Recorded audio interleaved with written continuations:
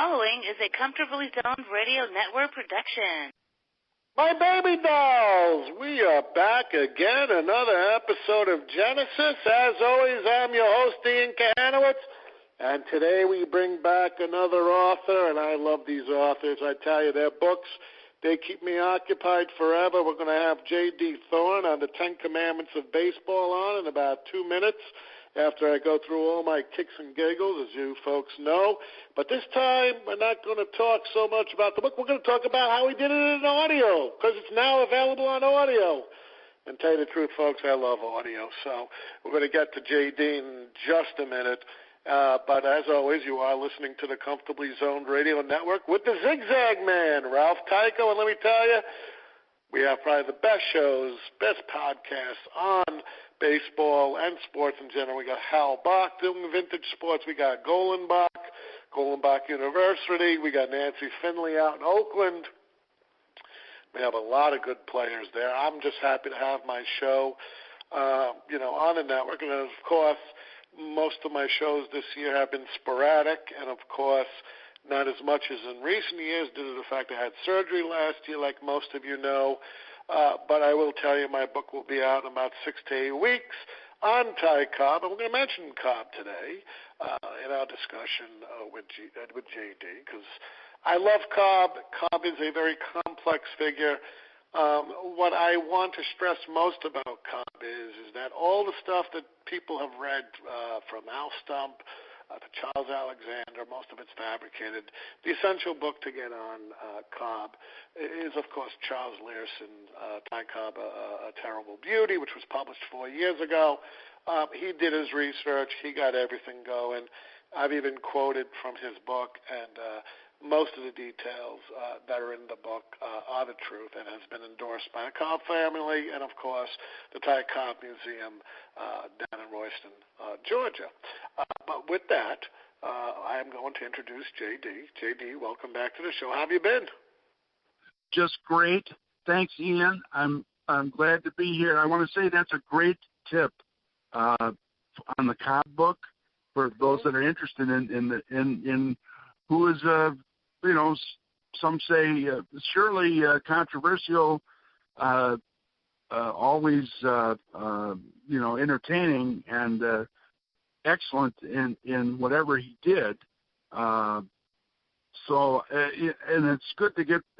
I'm with you that there's a much better spin on Ty Cobb than he's gotten from that biography and the movie and so on. I mean, they even refer to him in Field of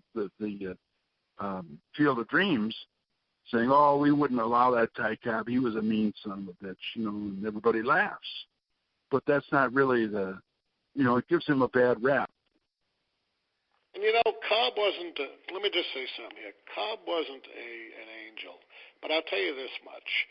In my research, when the whole affair broke with gambling and stuff, and he was accused, he only made 2 bets in his life. He said to Judge Landis in Chicago as he was being, subpoenaed and had to testify, and those were bet on the 1919 World Series, where he lost $150. Cobb was not known as a gambler. He did not rape anyone like the movie put. He did not. Not racist. He had abolitionists in his family because they were educated. They were teachers and professors. And Cobb, they had the Underground Railroad went through their farm. Yeah, and people don't realize this. So it's so tough, even after all these years, and I implore all of you to go, including you, J.D., if you're on Facebook, go to my Ty Cobb and the Dead Ball Era, and every single day you will see new stuff put on, not only by me, but of other people, especially Cobb's grandkids are on there, and they're always posting stuff from their scrapbooks, and you will get a general sense of who Ty Cobb really was. It's been fabricated. It's been fabricated so that, Babe Ruth is considered the greatest player ever. I would say Cobb would be on the Mount Rushmore of baseball. I would have Cobb. I would have Cobb. Of course, right. Go ahead. I would have Cobb, Ruth, Jackie Robinson and Marvin Miller, the Union, as and each one of them changed baseball. But I'd also have Chris Speaker. Not a lot of people knew about Speaker. He pretty much died. Oh, yeah. Yeah, but I fill in the pieces. He was one of the greatest center fielders. Lifetime batting average of 345. Probably the best center fielder to play the game. We don't have the thing about the thing from a baseball player about Speaker, he also had a very particular way of playing center field, very shallow.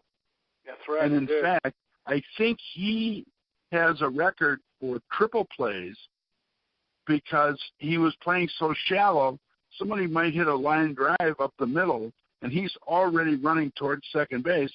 So he catches it. He's only got about 10 feet to go, and all his momentum's toward there. There's runners on first and second, and so he gets the run on second had been going because he thought the ball was going to drop for a hit, and then Speaker comes up with it. He's already running, so he runs as hard as he can to second base.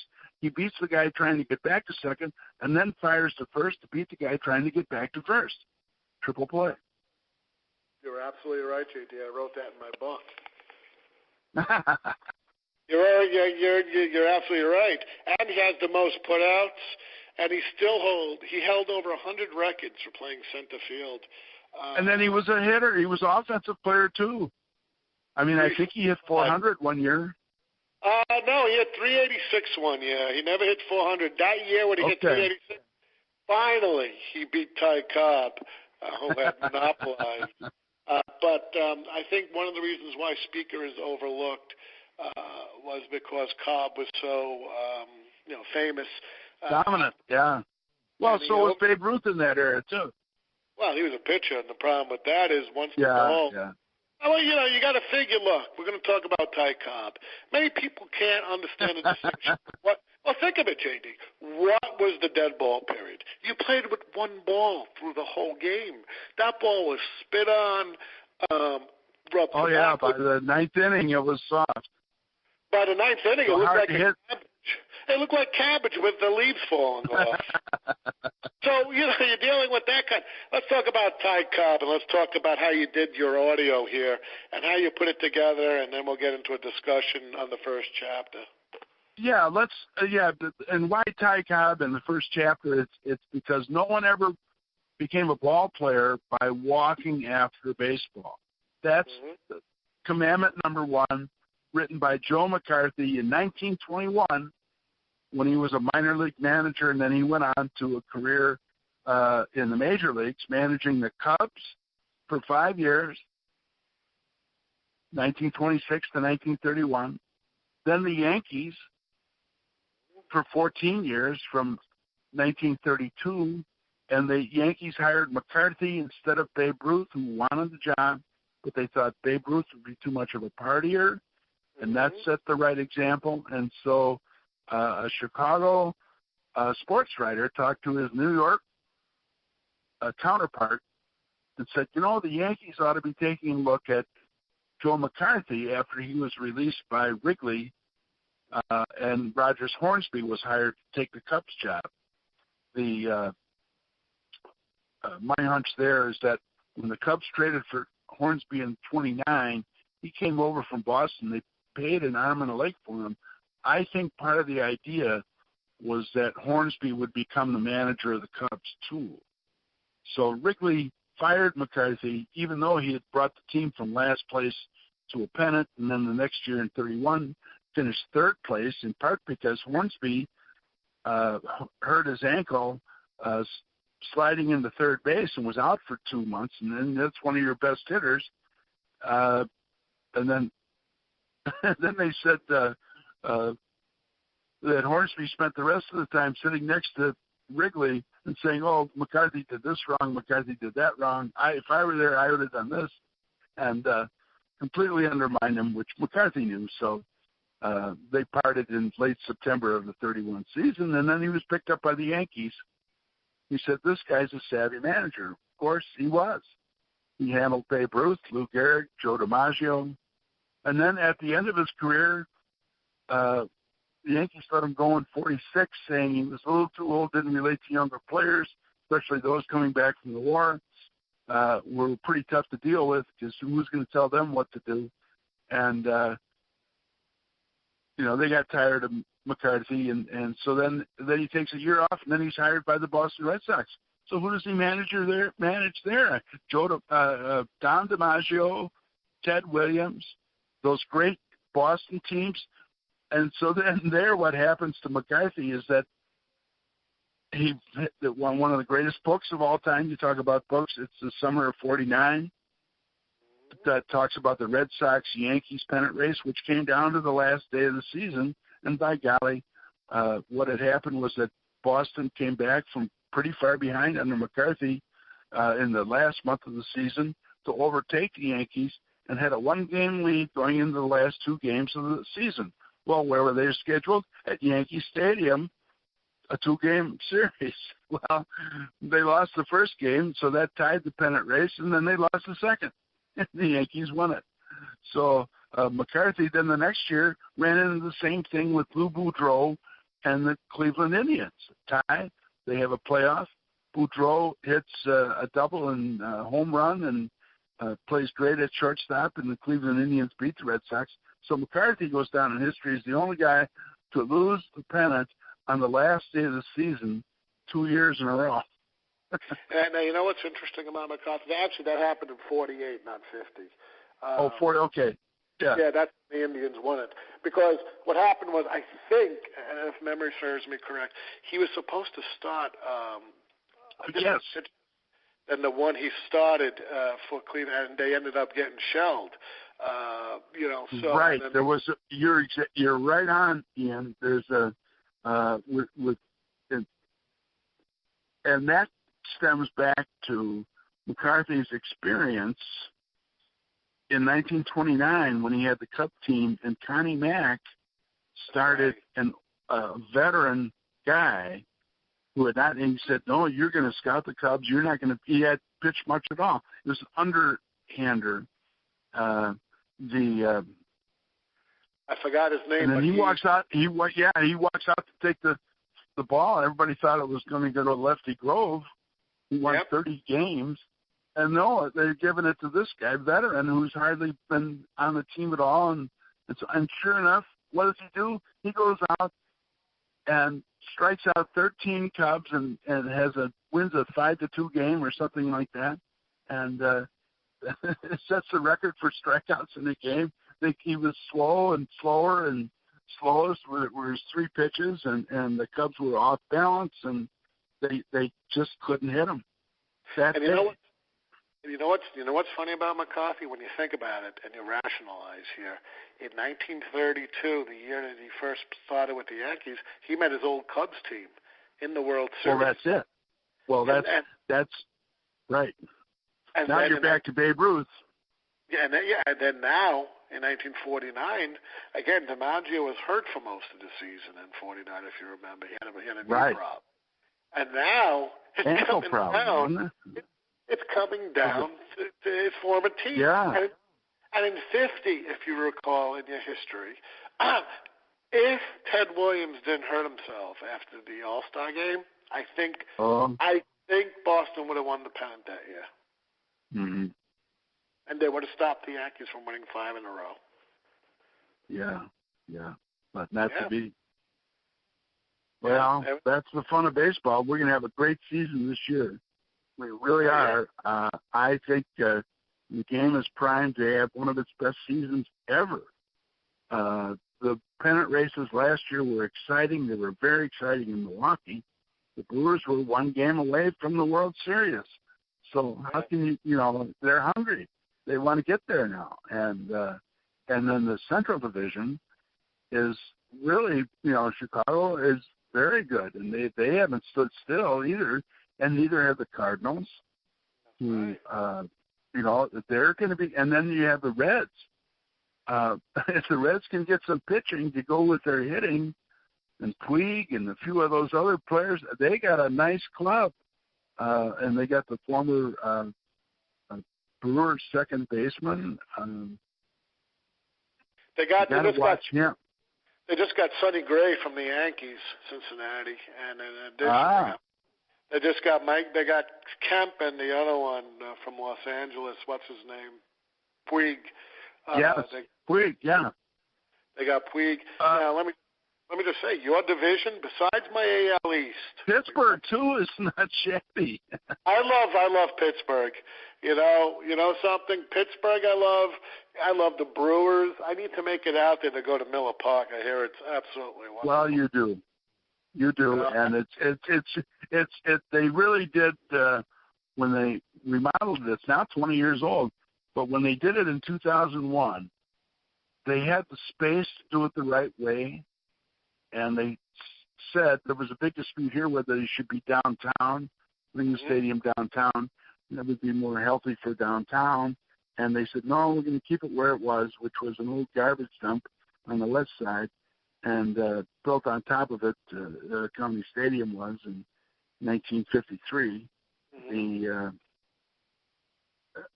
So, I mean, that's a story in and of it. Many stories there in and of itself. But so that's where Miller Park is, but they had parking around. You see, that was so you could, and then they get the parking revenue.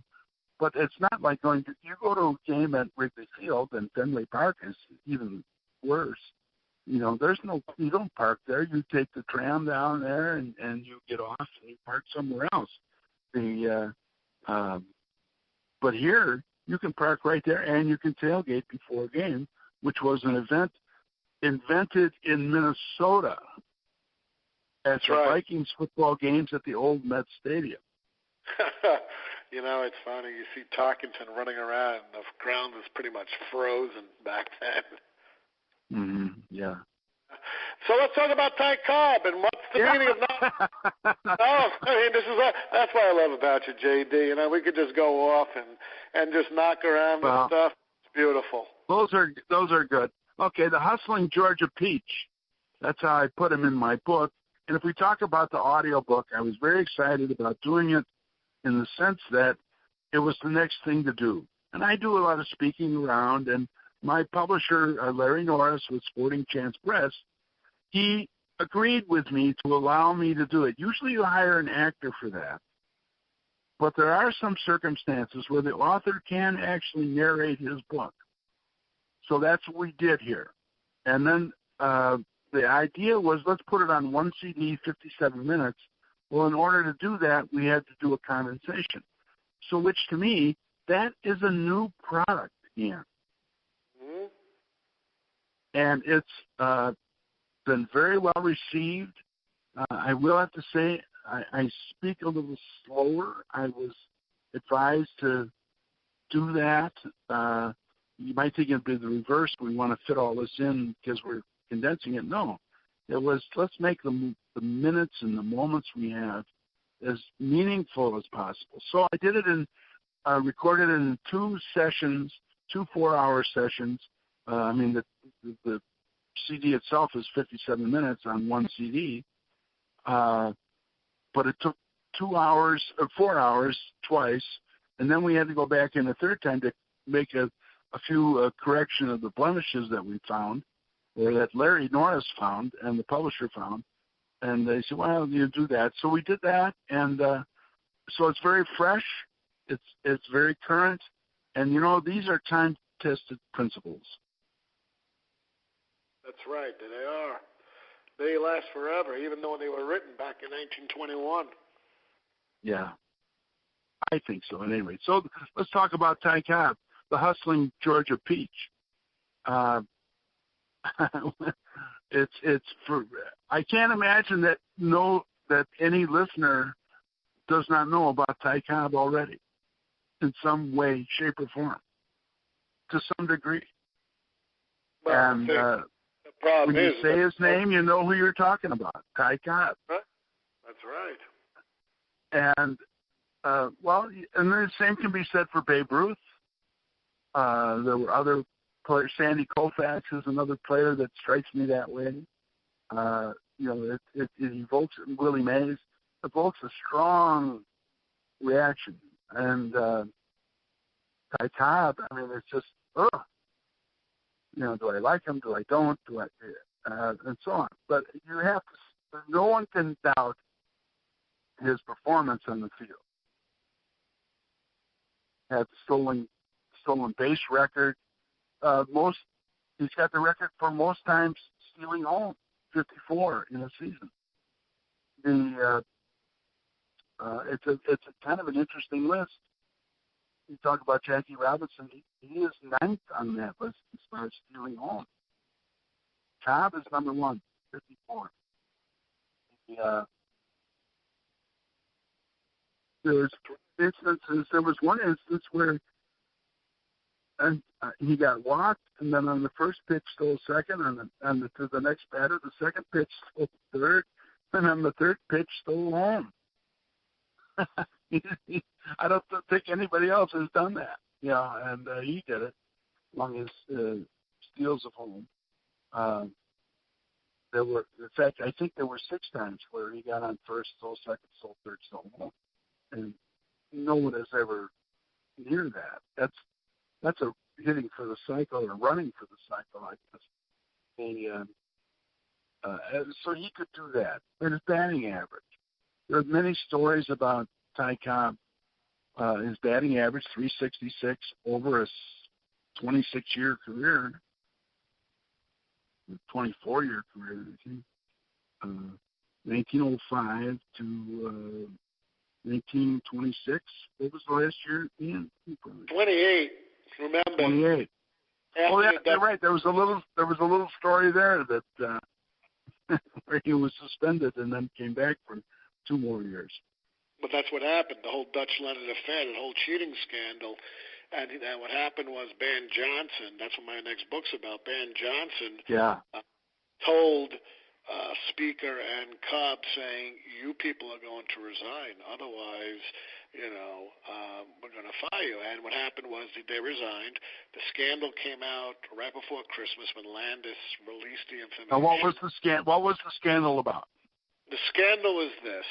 A game had taken place on September 25th, 1919, 2 weeks before the White Sox were playing the World Series. The White Sox had wrapped up the pennant by that time, and Cleveland had taken second place. Now, in those days, the first 3 finishers in each league would get a pot of money. And so third base was on the line, and every player on the Tigers, they were fighting against the Yankees, wanted that $500 extra for each player because, again, baseball players, the average salary was $3,000 a year, and they needed the extra money. So what happened was Leonard accused that there was a bet that day that Tris Speaker, Ty Cobb, Smokey Joe Wood, and himself wagered a bet for the Cleveland Indians to lay down to fix the game so that the Tigers win. And so what happened was Leonard continued his baseball career and was fired by Cobb at the 1925 season. He was a Tiger by then. Again, he still was on the Tigers. And so what happens, no one picked him up. He wanted Speaker to pick him up, who was the manager in Cleveland. And so he came east. He had a fruit farm in California with 2 letters. One was written by Joe Wood, and one was written by Ty Cobb. And he went to visit Chicago, gave Ban Johnson the letters and Frank Navin. And they paid him to shut his mouth of $20,000. He went home to California to his fruit farm, and they kept it from this. And then when Landis got word of it, he published everything in the newspapers, and so the scandal was brought out. Now, the reason why Cobb and Speaker remained in the American League was, Johnson challenged Landis. There was the underlying thing there saying, well, look, I tossed them out of the league. I don't want them playing in the American League. These letters, although it shows some sort of evidence, it's not binding. And Landis slapped down Johnson because McGraw wanted Cobb and Speaker to go on the Giants. Of course, whenever there's sword and tails, you got to throw in John McGraw. So what happened was they were free to, have offers from the American League team. And so Cobb played for somebody else then. And then he played for Connie Mack. Okay. He played for the Athletics, who were building up a great team at the time. Oh, that's right. Building up to 29, 30, 31. Now, the year, Cobb and Speaker retired, the next year they'd be in the World Series against the Cubs. Fascinating story. If it happened in 1919 rather than 1926, 7 years later, it would have made the Chicago scene, because you're talking about two of the best players ever. Now, they maintained their innocence, but 40 years later, Joe Woodward by Lawrence Ritter. I don't know if you ever the Glory of Their Times. Mm-hmm. Yeah, he's a University of Wisconsin graduate. Yeah, it's right. And so what happened was Wood told the truth, and he said, "Look, I was out of baseball at the time. Okay, I was the coach of Yale. It was 1926. Yes, they made bets on that game. I didn't make the bet like I told Landis. It was common put down on things, but I wasn't going to let them get thrown out of baseball and ruin their reputations and their careers, because Landis couldn't touch me. I was out of baseball, but he could touch them. And so he took the fall. He took the rap. Ritter promised never to publish that stuff. He promised to burn it for Smokey Joe. So when he released his book, that stuff's not in it. However, Ritter died around 2000, maybe 98, 99, and those things were donated to the Notre Dame Library. And so I called the library in my research, and they sent me the transcripts, which I published. Oh, my God. And that was a find, as well as Chicago History Museum. No one ever went into the box that contains the Dutch Leonard affair for Landis's file. And I had access to it. And let me tell you, JD, I hit the jackpot on that one. And that's why I say Cobb was not a bad man. In my research of Cobb, yes, he was the fastest guy probably ever. I mean, I think Cool Papa Bell in the Negro League might have been fast. I think Ricky Henderson, I think Lou Brock, who ended up breaking Cobb's record, were faster. But at the time, there was no one faster than Ty Cobb. And again, the way you played a dead ball game, you don't go for home runs. It's more of a thinking man's game, bunting. Well, that's a funny story where, and I often tell it when I get into commandment number 2, which is, how do you hit? You got to swing the bat, and you can't keep the bat on your shoulder. But because he always hit for average, and he had the split grip. In fact, I just read that he taught himself. He was naturally a right-handed hitter, but he taught himself to hit lefty so he could get that extra step towards first base. That's right. And I thought that was interesting about his psychology and dynamic. I mean, get every edge I can get. So the story is that the reporters were chiding him. And I know it's one that you've heard from time to time, but it's so much fun to tell. Is that in like 24, 25, the reporters were chiding him. They said, "Well, this Babe Ruth's getting all the publicity with the tremendous home runs he's hitting and so on." And Cobb said, "Well, it's easy to hit a home run." And he pulled out a bat and he said, "Well, I just flip my top hand instead of using a split grip.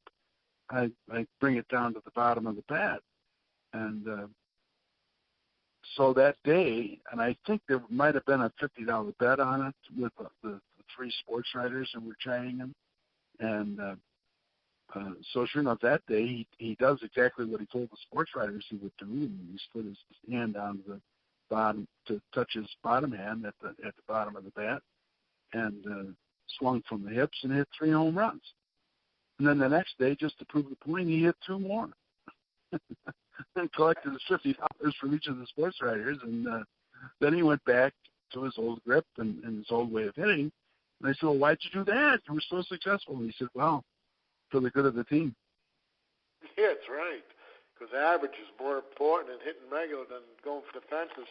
There is a famous picture in Milwaukee, okay, hometown. An elderly, well, I don't know if he was elderly. Back then they considered you elderly. You turned 70. He was about 70 years old. And the Milwaukee Braves are all sitting around with Hank Aaron right in the front as Ty Cobb is showing them the way that he used to swing. Oh. And every single one of them are in awe of the old man, showing, you had Matthews on the team. You had, I think, Torrey's brother, Frank Torrey. You had, Johnny Logan at shortstop, and he would probably be in there. Del Crandall behind the plate. Junior Gilliam at second, or not Junior Gilliam. I mean, there's another guy. Well, Red Changins played second in the '57 year. There's a funny story there. Logan told me once between he and Changins. I got to know Johnny a little bit at the Milwaukee Athletic Club, and so he's no longer with us, but he was always fun. And some of his stories were just classic. And one of the ones was, he said, well, yeah, I remember the Braves traded for Changins to shore up second base, and so we're in spring training. He said the first day of spring training, I'm taking some ground balls at short, and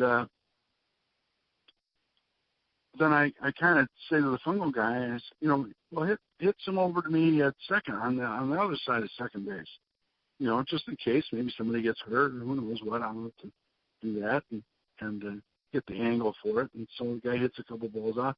And he said Changins came running out of the dugout.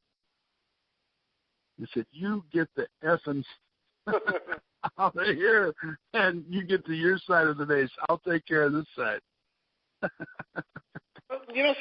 Some Jay, let me ask you this question. Now that we're on the subject of Milwaukee, I'm going to break from Cobb for a second because I really want to ask this. I read so many, articles and things, about how they moved from Boston, and they still, up here, they still talk about. Oh, that's right, yeah. But Boston Braves, yeah. And of course, Milwaukee. Everybody was moving west at the time. Milwaukee really wanted a team. They became so popular and so good, especially with Aaron and then Matthew. But why would they move to Atlanta? And only 13, they were only there a decade. Well, there's a lot said about that subject. There's a recent book on it too that's very well researched, and there's a number of reasons. When they first started in '53, '54, they led the major leagues in attendance, 2 million. They were the first team that got 2 million in attendance. I'm going, what? You'd think New York or Boston or Chicago or somebody would, but Milwaukee would be the first one to break that, running the 4-minute mile. And so they were very popular, and then the team got very good. And, of course, the 1957 World Series victory over the Yankees, and they trot out here on the cover of the World Series book about it is a picture of the parade afterwards, and there's a big sign that says the Yankees. Casey Stengel had said something about it being a Bush League town, and so we took that as an offense, and that became a rallying cry, and so in the 1957 Braves, there's a big sign that says Bush League wins. I think they threw guns. And then after that, it was hard to keep up that level of success from 56, 57, 58, 59. They were all within one game of first place, if not in it.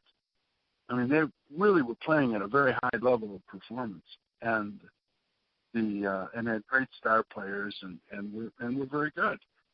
The Bourne, Spahn, Lou Burdette, you got 2 Hall of Famers right there. But then when it got to 64, 65, all those guys were a little older. They weren't as successful against the rest of the league. So attendance went down a little bit. And then there were also machinations. You had the opening up of Atlanta, this huge southern market for baseball, untapped. Florida, Georgia, Alabama, Tennessee, all focusing in on Atlanta. And so the money was overwhelming to go. And was guaranteed financial security for all of those owners who had become Bartholomew or something like that. And they were mostly from Chicago. So there was no sentimental thing keeping them to Milwaukee, although for the fans it was very sentimental. And there's a lot of element around here to lament the loss of the Braves. But we've got the Brewers now, and they're pretty darn good last year. Yeah, and it's amazing because even up here in Boston, the proceeding was a Comfortably Zoned Radio Network production. Thank you for listening.